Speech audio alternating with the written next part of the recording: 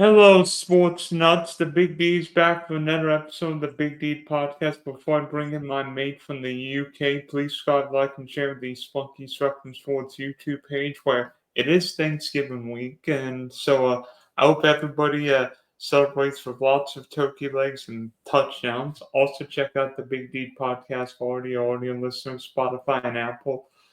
So, joining me from the UK, probably wondering how many cups of coffee he'll need watching the Packers and Dolphins this Thanksgiving night. Charlie Mullan. So, Charlie, um, Miami's going through a whirlwind season, right? Well, firstly, happy Thanksgiving Day to yourself, Dylan, and all your followers. Thanks for having me on, as always. Yeah, it's a strange one with Miami. I know they've gone on a 3-game winning streak, and things are looking good since Tua has returned. However, I am very skeptical that it's going to be short-lived. This weekend, for instance, on Thursday, as part of the 3 games on Thanksgiving Day, we travel to Green Bay, which I believe is going to be quite cold. With the snow and everything else in Wisconsin. So, yeah, it's not so much Miami, like a fish out of water. It's like fish out of hot weather into like a freezing ground, the frozen tundra, as they call it in Green Bay, don't they? So, yeah, I'm not holding out much hope for a Dolphins win on Thursday night. But you never know. You never know. We are clicking. Miami Dolphins are clicking. Tua has played well. A few trick plays here and there, which looks nice on the eye. But we're not going to win the division. So we're going to get into the playoffs, if we do get in the playoffs, as a wild card, which means we'll have to go somewhere cold like Buffalo or Kansas City or Baltimore. And you only have to look at last year when Tua and Tyreek Hill were all playing in Kansas City and we got blown away by the Chiefs, like everybody else does. But no, I'm not optimistic about the Dolphins' hopes this Thursday on Thanksgiving Day or for the rest of the season. Sorry to start the show with a bit of a downer, but I'm a realist. I've supported this team for 40 odd years, and every time things seems to be going, maybe 45 years, when things seems to be going well, there's always a bump in the road to bring you back down to earth. And I think Green Bay will teach Miami a lesson on how to play in cold weather, and hopefully, if they do make it to the playoffs, they'll learn from those lessons and go to Buffalo or Baltimore or Kansas City, where it will be cold and we can win. But I'm not holding out much hope. I mean, Miami played well in Buffalo a few weeks ago. You darn near won the game. Yeah, what was the temperature? Not what it'll be in Green Bay. Correct. I know we did well last season or 2 seasons ago when it was snowing. Skylar Thompson played a good game for the Dolphins into his absence. You thinking of the playoff game when Skylar Thompson played? Well, yeah, we only lost by 3 points, so that was a credible performance. Yeah, but still, we didn't win, and that's what the game's all about. So, yeah, there's been a lot of hard luck stories over the years when you support Miami, and we can hope. It's always the hope that gets you, isn't it, in sport, whatever team you follow. So, yeah, I'm just hoping that it's going to be a good game on Thursday night. I'll be staying up late, so I'll have a few cups of coffee on the go as well. Yeah, but I mean, coming off Sunday's performance, I mean, I thought New England could hang with you guys, and that game really wasn't close. I mean, Miami won not for an Austin Hooper touchdown and a scoop and score. Miami could have kept New England out of the scoring fountain. Yeah, the game was done before New England scored, the points that they did. So it was a good performance, but I keep going back to the sunshine in Florida. Not many teams can sort of cope with the sun in their eyes on the far touchline, sideline, I should say. My team definitely couldn't. Well, no, and we haven't spoken since then. I was there for that game, and I did put a bit of a curse on Miami because that was the only game they had won at home until they beat the Patriots or whoever it was a few weeks ago at home. So, yeah, if you want to talk about the Jaguars, I'm here for you, but I don't think we've got enough time to go through all the problems that the Jaguars have. Yeah, so, but Tua's played really well. I think he's at like 75, 76% completion percentage. And I'm seeing with Tua, I mean, yeah, Miami's not taking the deep shots, but just playing more intermediate routes. I mean, finally got Jalen Water involved. I'm like, Oh, where yeah. has the water been? Yep, correct. It's about time they got Jaden Waddle involved more. But yeah, the thing with Tua is, and I hate to bring something so serious into the conversation, he is still just one hit away from the end of his career. He's played very well since he has come back from the concussion, his third in his career. But that's still in the back of his, no pun intended, in the back of his mind and everybody else's mind. And the lesson seems not to be getting through to him. When he threw that interception, not last weekend, but the weekend before, and he tried to stop the play by going headfirst into the tackle and getting a knee in the helmet. I mean, that's just stupidity. It's just stupid, you know? Give up the points, give up the pick six, right? You've got more chance of throwing a touchdown when you're on the pitch, but you won't score a touchdown when he's standing in the blue tent getting observed by the neurologist. So stop being a hero. Just take the sack, throw the ball away. Don't take the sack, throw the ball away, throw it out of bounds. Don't get hit and stay healthy. You know, he's a brilliant quarterback when he's fit, but when he's on the sidelines, Miami are terrible. So he needs to look after himself. Yeah, I think a few of us are like, what's Tua doing trying to get his bell rung again? I mean, the play he got hurt, it wasn't Tua getting hurt. He was running for the first down, and then somebody hit him in the head, and then a Bills defender hit him in the head. Yep. So, well, hopefully he can stay fit and we can finish the season very well and make the playoffs. And who knows? We'll see what happens in the playoffs. But One guy I'm looking forward to seeing on Thanksgiving is Devon Aching. I mean, the second-year guy from Texas A&M's got all kinds of giddy up. I mean, 2 receiving touchdowns. By the way, if you're in a PPR league, those are really good. Yeah, they are. He's really adding another dimension to the Dolphins' attack. When he was out injured in the past, you know, it took away from the running game of the Dolphins. So obviously having a good running game opens up the whole playbook. You can do play action. So yeah, a healthy Achane is great news for Miami. And with the snow that's forecast for Thursday in Green Bay, possibly a lot of the offense will be on the ground. But we'll wait and see. We're looking forward to it. 3 games back to back. Fantastic. Can't wait. Do we expect maybe a lot of short passing game from Miami? Maybe more of a Jalen Water than like a Tyreek Hill game? Because I don't think Tyreek Hill has been himself since the wrist injury. Well, no, I don't think he has, but he's still a threat. And I think if the opportunity is there, they will throw the deep ball to him.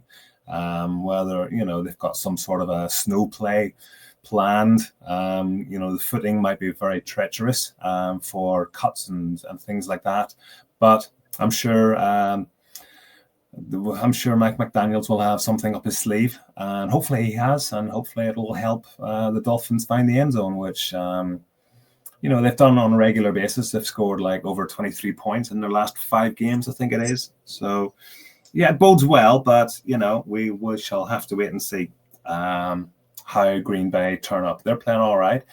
Offensively, Jordan Love has thrown a few interceptions. I think last weekend was the first game that he hadn't thrown an interception. So if Miami can put a bit of pressure on him, they might be able to force a turnover or two and steal a possession. And it could come down to 1 possession game. Whoever has the ball at the end of the game might win it. Yeah, I mean, for Miami, do you think this is Miami's toughest game left? Because I mean, you've got the Jets twice, Houston, San Francisco, and Cleveland. Is this potentially Miami's toughest game left? I think so. Yeah, I mean, San Francisco has fallen off the cliff a little bit, haven't they, in recent weeks? So that could be a game that is winnable. The Jets and the Patriots. Who else have we? Cleveland, I think. Yeah, so there are wins to be picked up, but Yeah, I fancy our chances of like possibly making the playoffs, but it's going to be as a wild card. We're going to have them on the road. We don't travel well when it's January time, so I hope I'm wrong. Yeah. By the way, Tua's record when it's below what 48 degrees. I do indeed. 0-4, isn't it? Oh, for the moon. Yeah, yeah, not good, not good. But yeah, just looking at the schedule, Houston Texans, they've fallen off the way, fallen off in form as well. So Figure out what's up with the Texans. I'm like, is CJ Stroud going through a second year syndrome, or is well, yeah, it's to be expected. He exceeded all expectations last season, and it was always difficult for him. The second album, when you talk about musicians and bands and stuff, the second album is always the hardest because you've had so much success with the first one. Everybody's expecting something even better for the second one, so it doesn't always work out that way. But yeah, hopefully there's a few wins to pick up along the way between now and the end of the season. But yeah, I'm looking forward. Which game are you looking forward to the most then on Thursday? Probably, well, definitely your game because your Dolphins are playing in it. I mean, Yeah. You think I'm looking forward to Giants Cowboys, where it could be Tommy DeVito against Cooper Rush? Yeah. No. Well, usually those games turn out to be better than people expect them to. So we can only hope that's the case this weekend. And on Thursday, Chicago-Detroit's going to be an interesting one as well. Detroit are just brilliant to watch. So yeah, I'm expecting them to put on a bit of a show against the Bears, and I'm sure there might be a few records that Dan Campbell is looking at that he might fancy breaking. What is it? Would that involve biting the biggest turkey on Thanksgiving?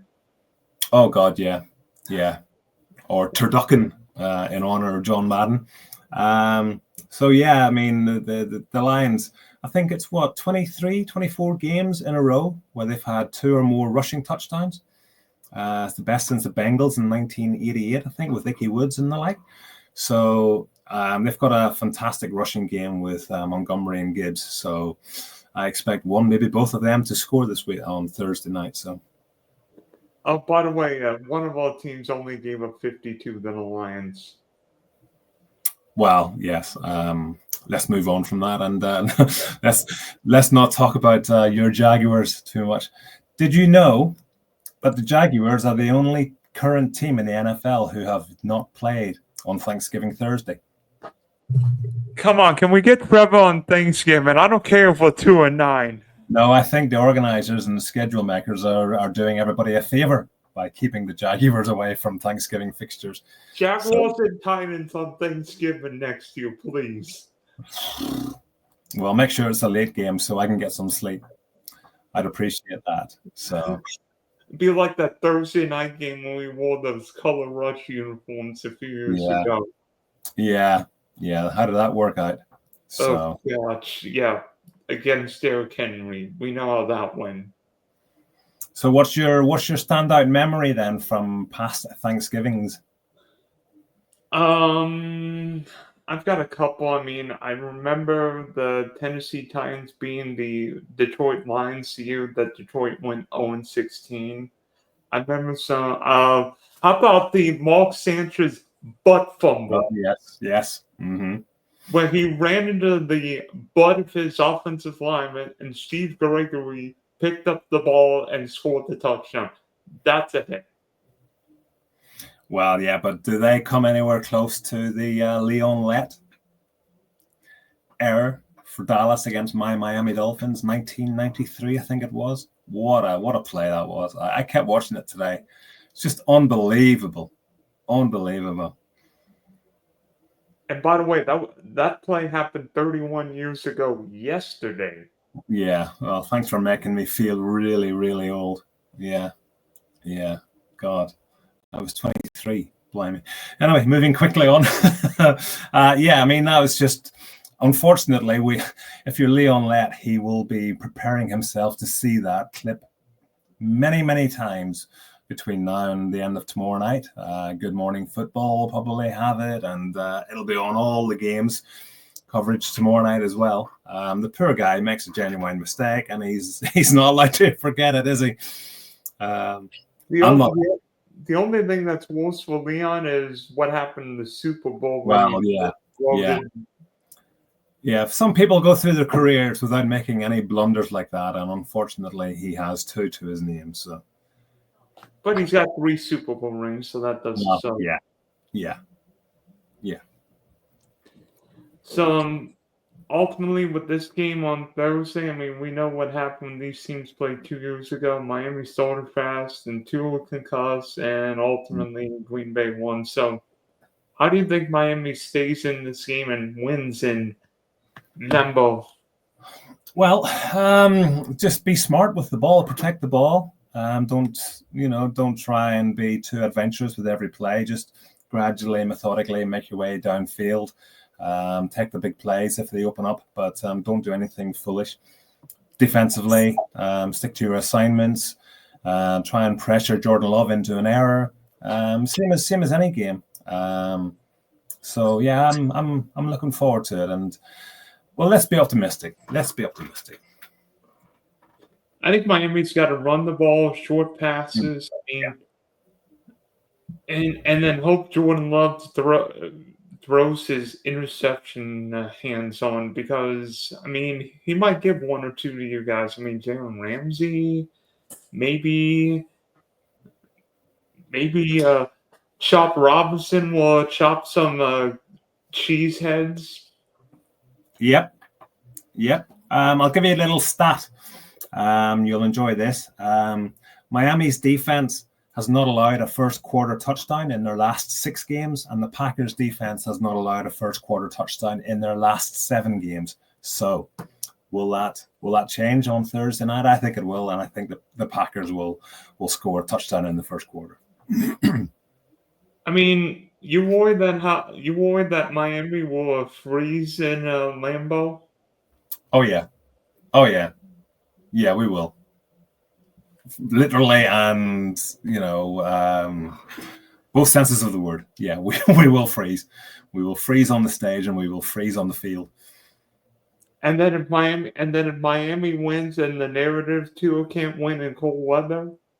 Well, that's what he said in his press conference, wasn't it? I'm here to smash narratives. So I like his positivity. But there's one way of silencing these narratives, and that is going out and winning when people don't expect you to.